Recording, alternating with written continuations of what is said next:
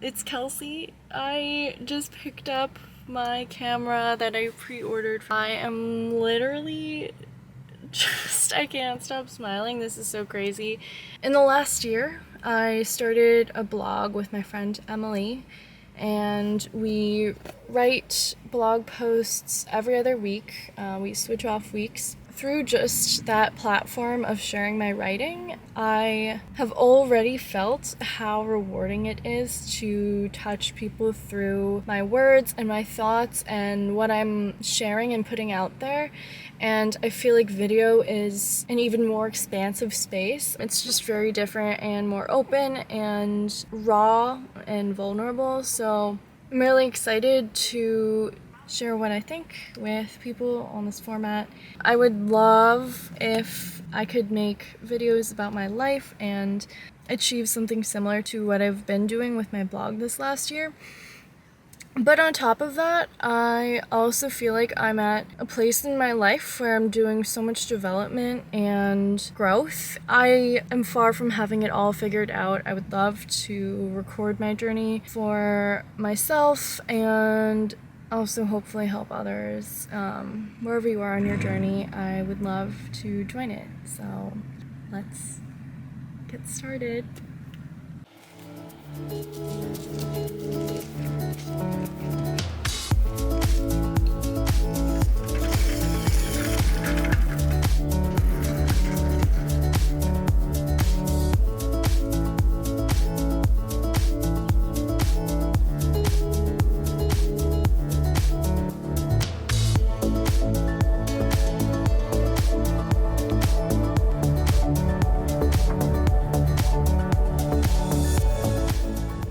Going for a run.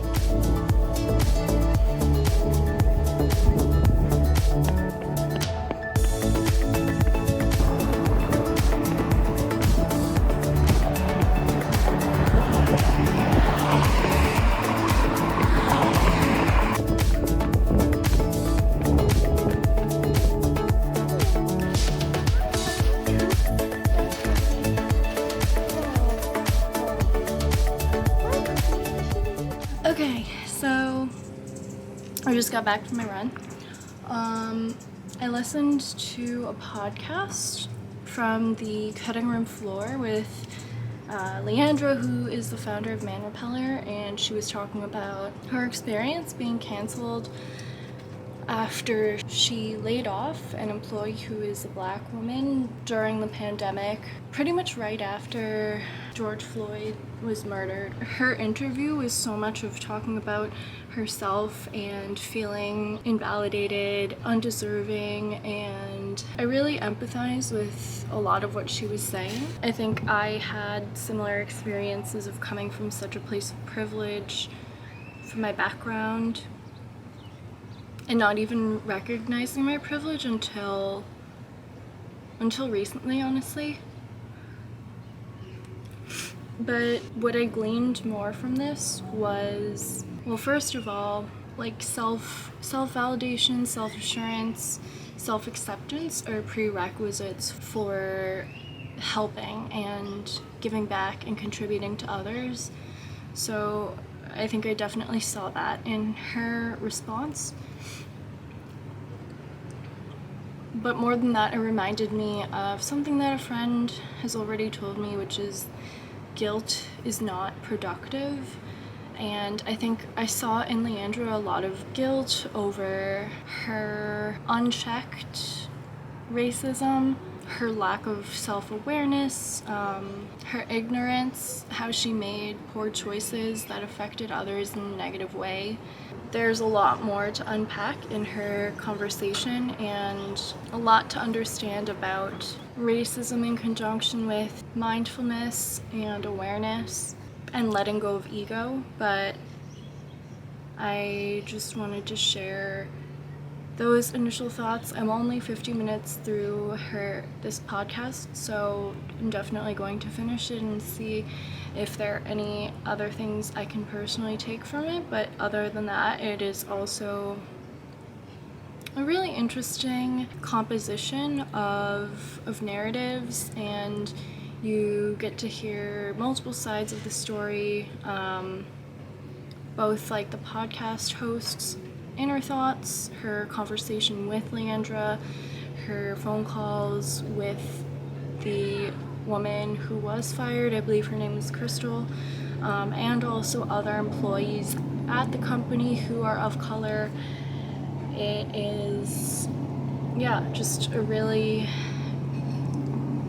interesting story to hear about, and I would definitely recommend it.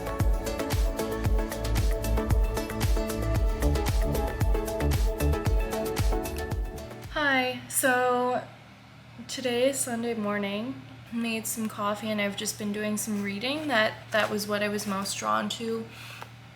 I first started a journal entry in my manifestation journal, which was a little bit unconventional for today's entry. I decided to write out my focuses and goals for the week, which I usually don't do. I've never written something like a goal before, but I just have a lot of things going on in my head right now that I want to remember. Those focus around YouTube, learning how to edit, making sure I record footage, some learning goals. I am taking an intro to philosophy class online.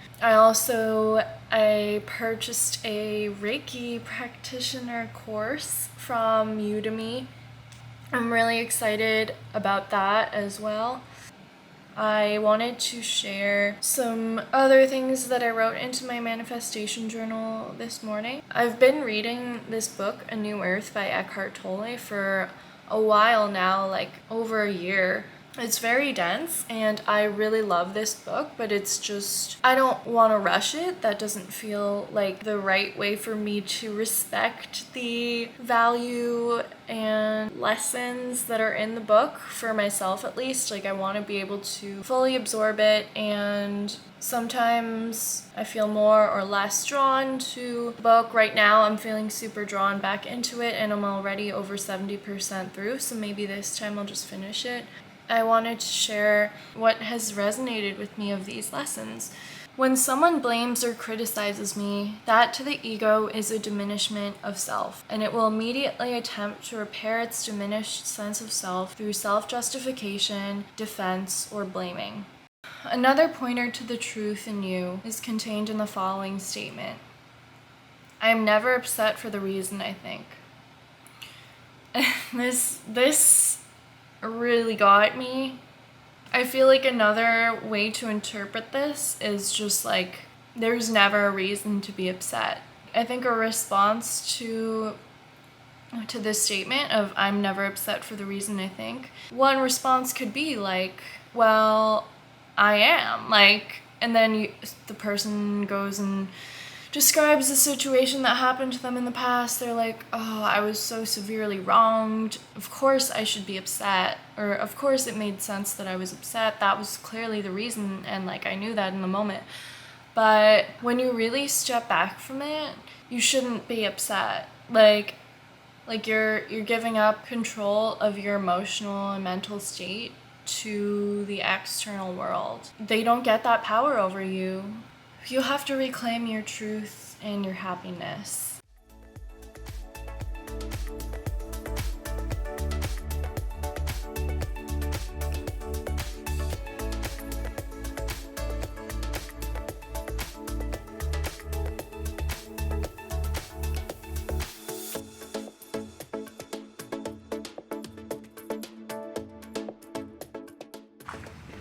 I am walking to the store.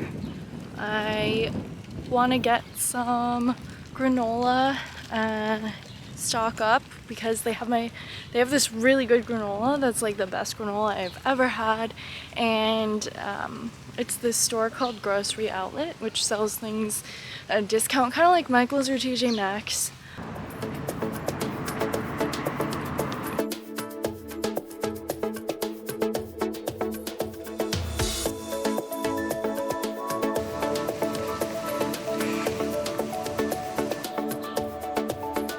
Made brunch.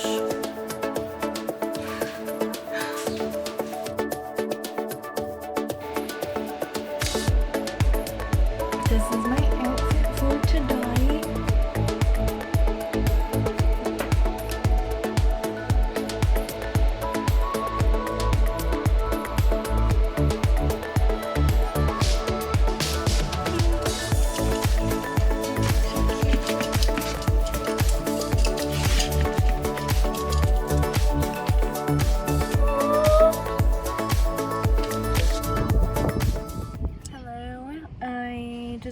to share briefly about a practice that I just did. So I was feeling super unmotivated before. When I left my apartment, I was feeling kind of overheated and tired and just not wanting to work out, but I just felt like I knew that working out would be good for me and make me feel better in the long term.